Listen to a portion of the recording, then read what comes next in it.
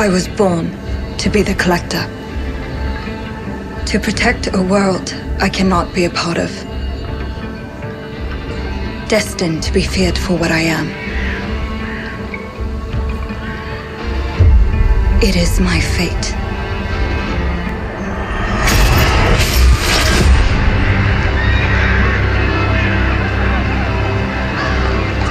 I have devoted my life to facing them.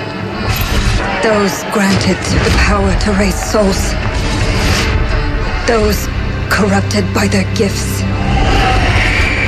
Tilting the ancient balance toward cataclysm. But at last, their debt is due.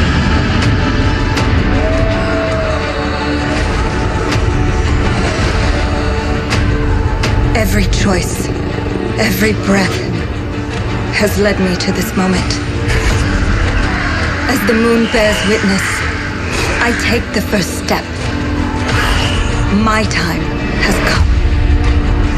I am ready.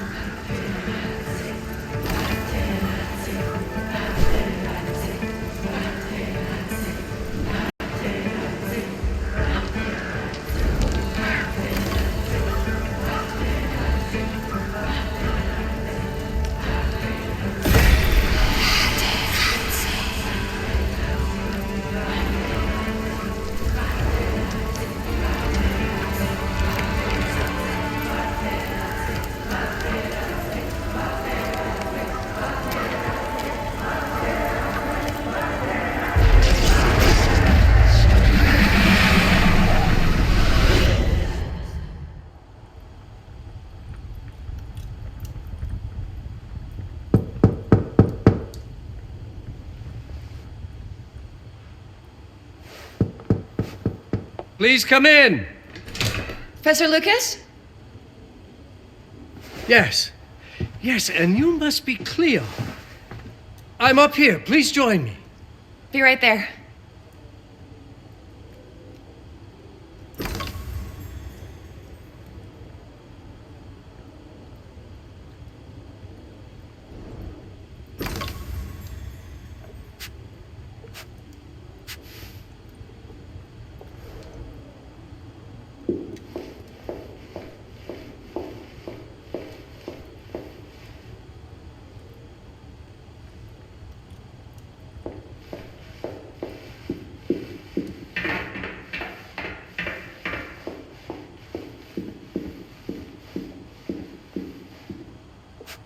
Pleased to meet you, Professor Lucas. The pleasure is mine, Cleo. I'm glad you called. Were you looking for something in particular? I was, but my intricate classification system failed me once again. You know,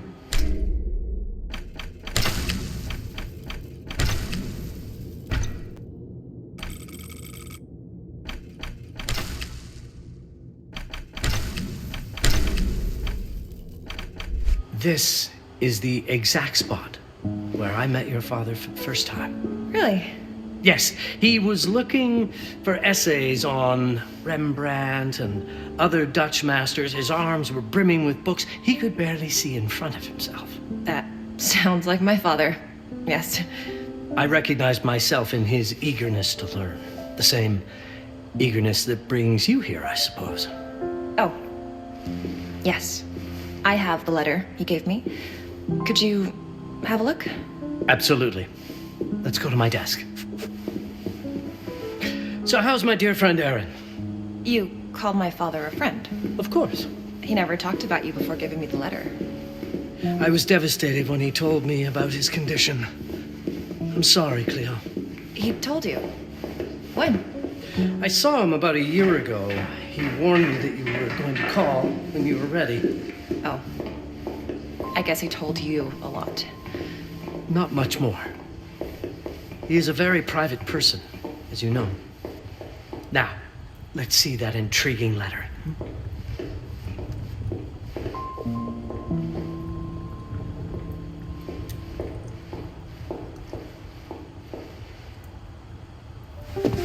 I can't read past the first line my father wrote. And then there's this last part at the end. Both are in English, but everything else is... I was hoping you could help me. I've never seen anything like this before. The writing seems to be hidden behind some sort of veil, and there's movement in it. It's like something organic. You're absolutely right. I've only seen this once before. I have a 300-year-old manuscript that has the same protective layer, which means that this letter is from the Zandaris tribe. Zandaris? Yes, it's a very ancient tribe. I wonder how your father got this letter. Can you decipher it? I'm afraid I can't. But there is a tome in here on ancient writing that mentions the Zandaris' protected communication. Although finding it may be a bit of a challenge, I think I might have stored it a little too well. The library's registry should help.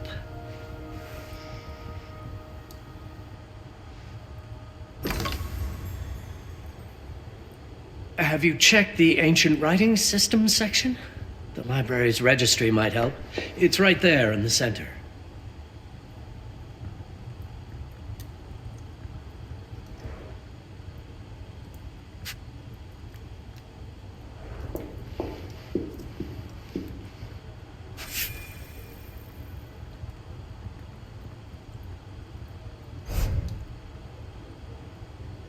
Did you find the tome? The library's registry might help. It's on the table in the center.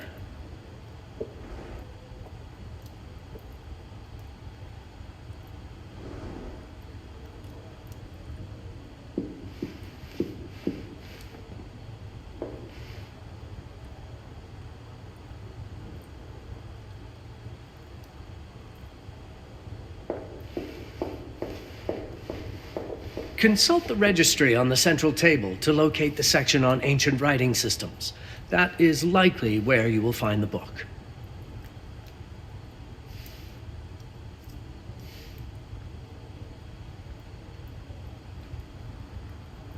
Have a look in the ancient writing systems section. That's probably our best option.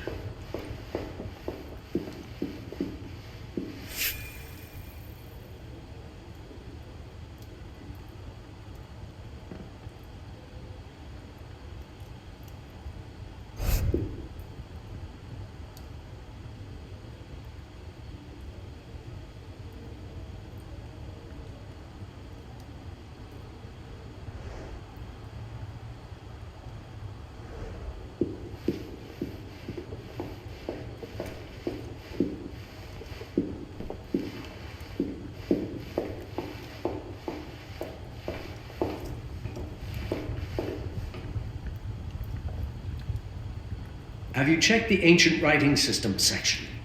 The library's registry might help. It's right there in the center.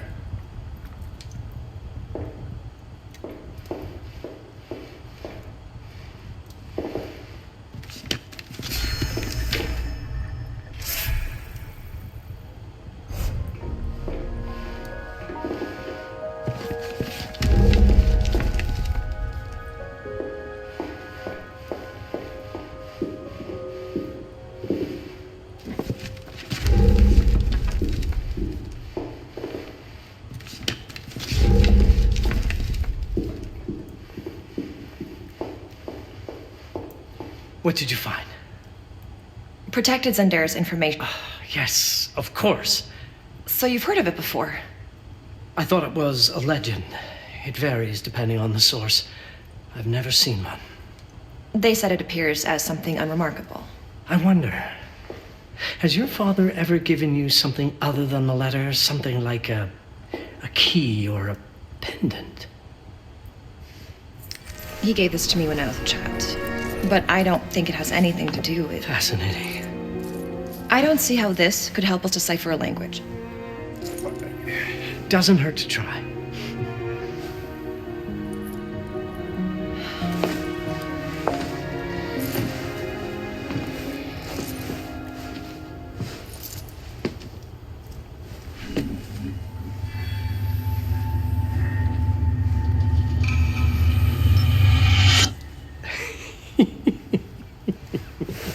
It doesn't work.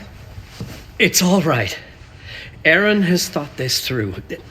There must be something that we're missing. Something to activate it, maybe. What makes you so sure that my father was behind this? Would it really be so surprising? I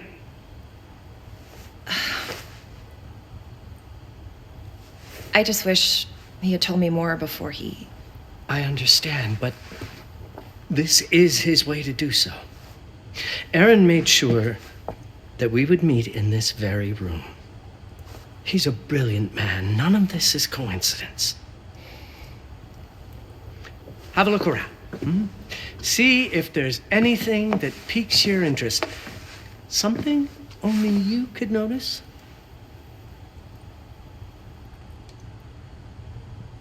Did you know that my father donated a bust of Rembrandt to this school? I didn't.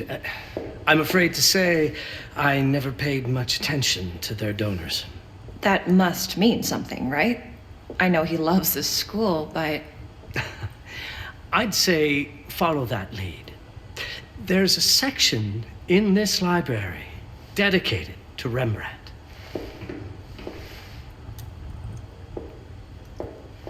Show me everything your father might have left you, Cleo. 2 heads are better than 1.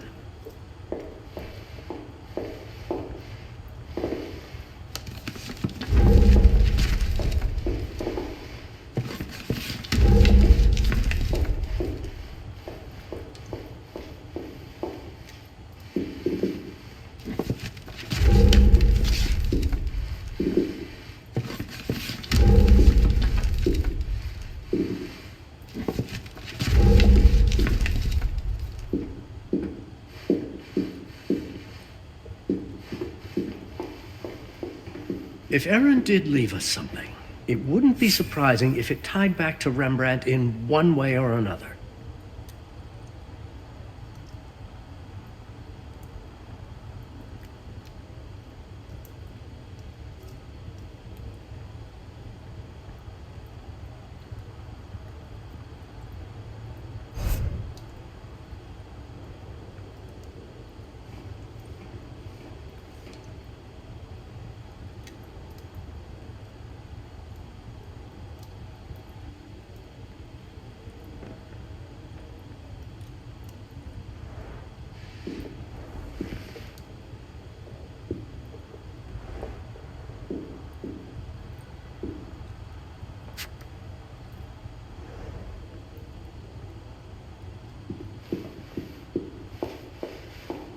The Rembrandt lead makes a lot of sense. There's a section on Rembrandt and the Dutch Golden Age up on the mezzanine. You should take a look.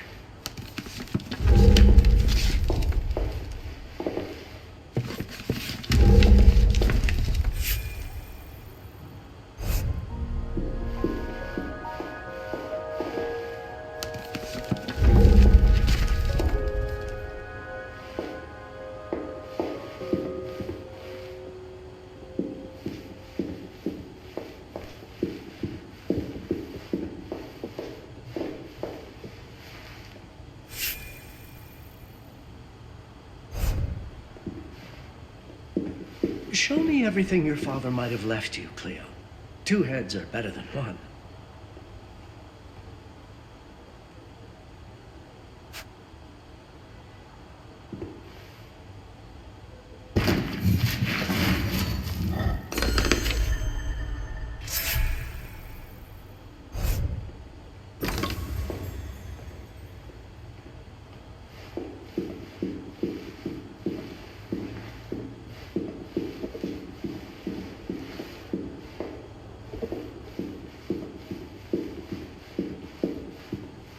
There was something in Rembrandt's bust. Of course. Dear Aaron, come, Cleo. Let us look at this together.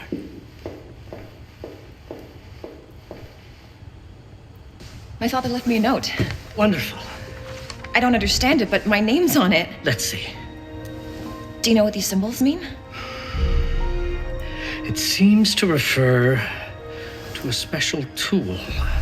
A sacred tool, most probably, and blood from, I think it specifies lifeline. Blood from a lifeline.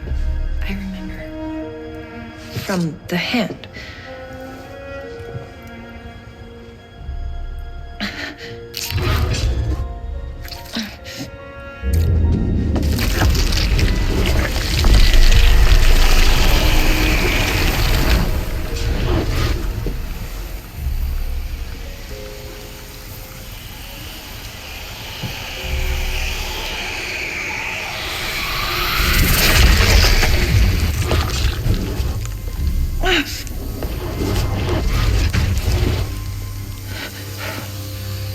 That's it. That's the iron. Aim it at the letter.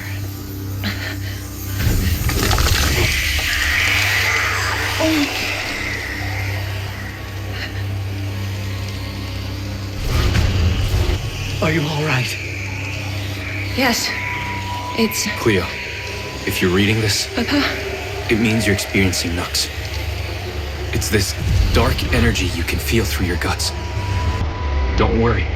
It's yours, Cleo. And you'll become its master. You're my daughter, Mabel, and I love you deeply. I once promised to tell you everything about your mother. This is it. But not the way you were expecting. Take these words as a guide to prepare you for what's coming. It all started on December 30th, 1999. I was with Agnes, my girlfriend at the time. We were in Amsterdam for the year 2000 celebrations, and we had a room in a pretty cool hotel. I thought we were turning the page on a year, a century, a millennium. But it was more than that. We were standing at the beginning of a new cycle. And you, Mabel, will be part of it.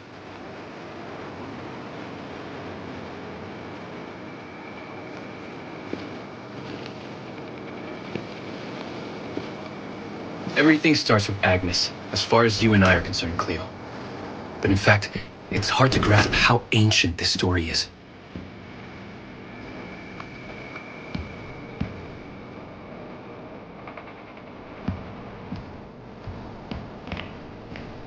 Agnes was different. An old soul, yet joyful, always surprised by life. From the very beginning, it felt as though she already knew me. It was awesome.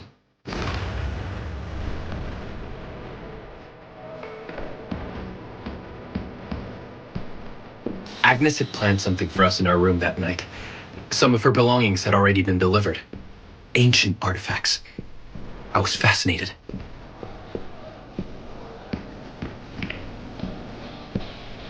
Truly, I had no idea what Agnes had in mind. But you know what, Cleo? I didn't care. I was in love. I never questioned Agnes's actions. She had a way of making me feel important and wanted, needed even. As we walked to her room, I felt a new kind of excitement, impossible to describe. I didn't yet know I was about to lose my grip on reality.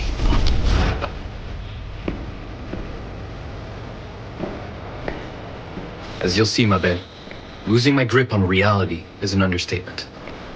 The truth is, I never had a grip on anything at all. The closer we got, the more something stirred in my veins. Nothing unpleasant. More as though the city's canals were running through my body. There was something electric about Agnes. A force emanated from her. The force I was about to discover.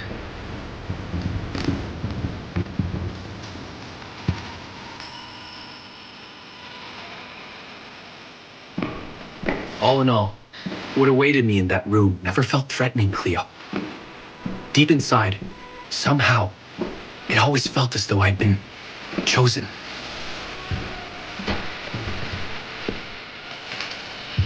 Agnes went directly to the bathroom to put on her magic touch, she said. She didn't need any, in my view. And she was being literal, I guess.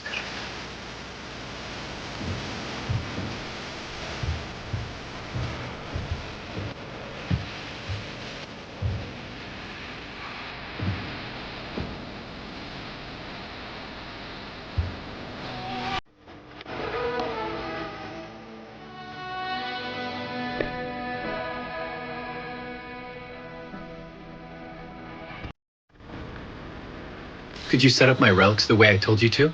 She asked from the bathroom. I had to rummage through a chest, a shelf, even her bag to find those things of hers. So old they were. Unsettling.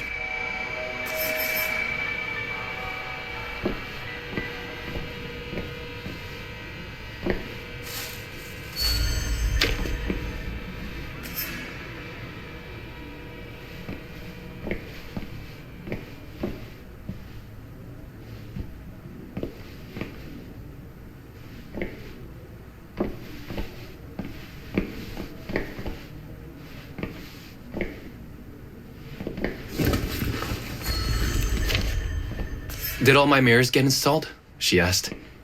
Yes. They had been placed around the bed, and the bed had been moved. Even now, I don't know how, or by whom.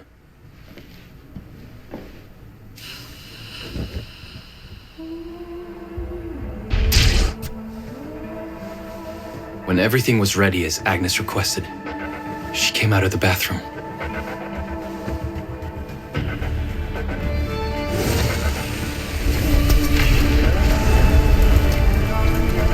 She was...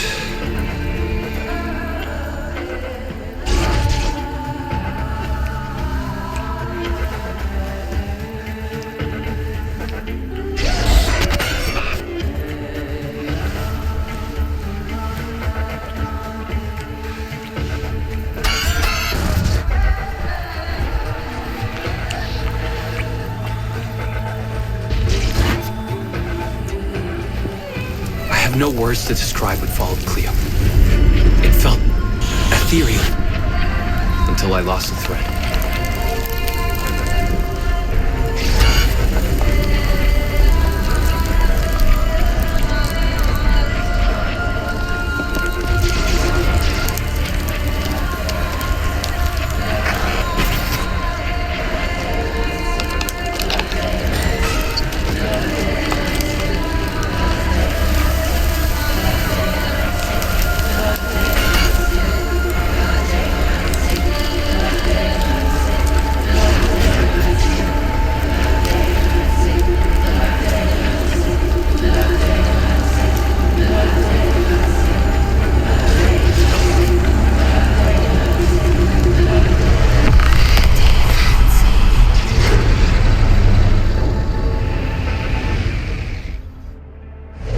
I woke up or something. I'm still not sure. I was a cat, Cleo. Yes, you read that well. I was a cat. The room was like in a nightmare.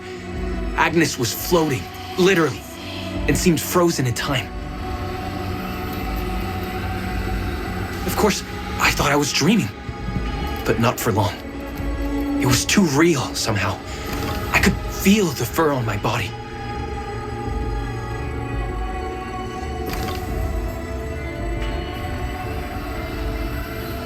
My senses were heightened. Everything I saw or heard became a voice calling me. Go further and you'll see. Go further and you'll see. The further I went, the more real my sensations became. Yet the world around me felt increasingly surreal. It was scary, disturbing. But something was definitely calling to me from what seemed to be the other side.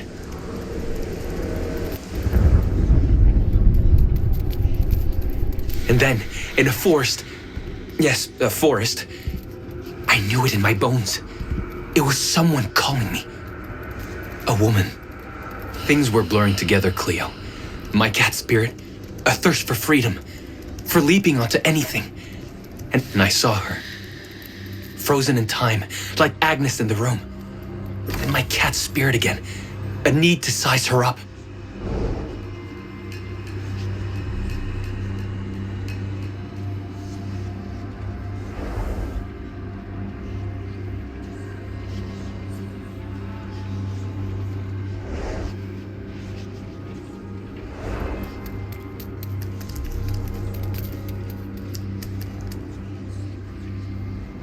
Then it happened.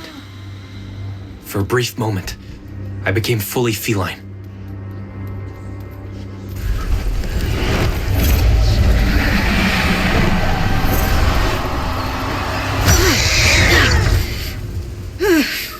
Welcome, Patarazzi. Welcome, Aaron. Aaron? You know my name? We talk?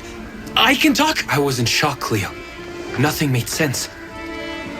Yes, you are my union, my Patarazzi.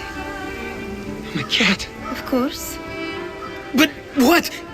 Did no one tell you about the ceremony? Where you come from? What? No! What do you mean? It matters not for now. I'm Noah, the Collector. Those are the Zenderis. Follow me, and I shall explain anon. We've much to do this night. It was the only thing I could do anyway, Cleo. That woman, Noah, she seemed like the only one who could clarify all this.